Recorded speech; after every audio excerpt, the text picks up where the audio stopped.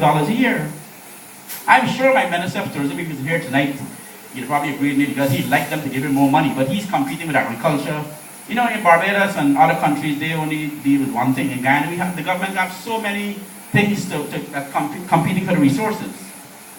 But all we want is $1 million. And you will see what will happen to this country. We have 150,000 people arriving at the airport. Barbados got 2-point-something million. You can imagine what will happen if we had another 50,000 or 100,000 people arrive and spend $500 a day in our country. Well, our task is to let the government understand that we need to market and tell the world what a wonderful country Guyana is today. And what a wonderful place and where we are going. And the government is not doing a good job of that at the moment. They're trying, but they're not spending the money. If you had a business and you don't market it, nobody knows.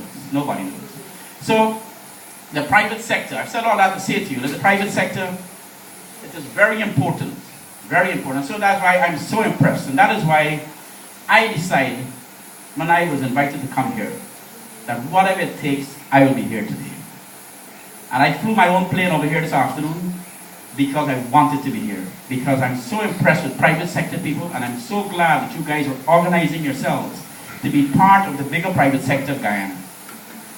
And I want to tell you quickly how this thing is structured. You know, a lot of people say that the Georgetown Chamber of Commerce and the Private Sector Commission is about big business, and that is only for businesses in Georgetown. That is not true.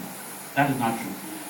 What happens in Guyana, just because you form this Chamber of Commerce, there's chambers of commerce in Linden, there's chambers of commerce in Skeldon, there's chambers of commerce in Berbice, and Bartica, and the Rupununi, and so on.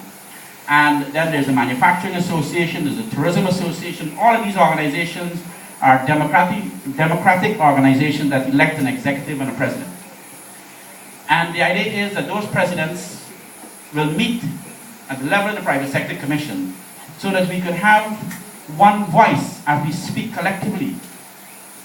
And so it is very important that the voice of the ecci2 be brought to the table of the Private Sector Commission in the city, where around that table is the leader for the Chamber of Commerce in the Rupununi, the leader for Linden, the leader for Skeldon, the leader for Berbice, and the head of the Chamber of Commerce in Georgetown, and so on. And so you are going to have issues that you will deal with here. And if you've got issues here that becomes difficult for you to deal with, you bring it there. And collectively now, you will find all of us joining together to support you, whatever the issues may be. And you're also going to benefit from a tremendous amount of wisdom and experience of the leaders who have been there for a long time. And so that is why I'm so impressed, and that is why we made such a great effort to be here, because we want to join forces with you. We want to join with you and help you to move forward. In Skeldon, for example, Republic Bank is sponsoring the Chambers of Commerce from the Upper Quarantine to become a member of the Private Sector Commission. And I'm so happy to hear that Neil Massey has joined here to do the same thing. And we hope that in the other parts of the outlying areas in Lethem, that they will all come on board. In fact, they are members today of the Private Sector Commission. But we want the big corporate businesses to be on board. What is disappointing to me is when you come to an area like this, and there's so many businesses and business owners that sit on the wayside like parasites. Because I'll tell you, everything this Chamber of Commerce fight for and advocate for and achieve will benefit every single person in this region. And when business leaders and businessmen sit on the wayside and don't get involved, they're parasites and they annoy me. And then I'll tell you, one day when there's an issue that affects the whole community, you'll see all of them will flow into the Chamber of Commerce. And we see that in Georgetown all the time. When the government first introduced VAT, every time we go to a meeting in Georgetown, you have half the membership. When the VAT thing happened, and GRA started locking up everybody, we had 200 people in the room.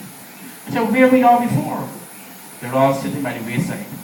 And it took a lot of collective work to solve the problems that we are facing. So the point is that the chamber needs to really go out and urge the business community to get on board with the chamber. Because you need their money. First of all, you have to have a secretariat, you have to have the office running so you can have continuity. And you also You also need their brains. Because this Chamber of Commerce don't belong to this president.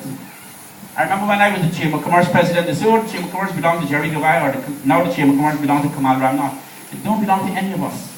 The Chamber of Commerce belongs to all of us.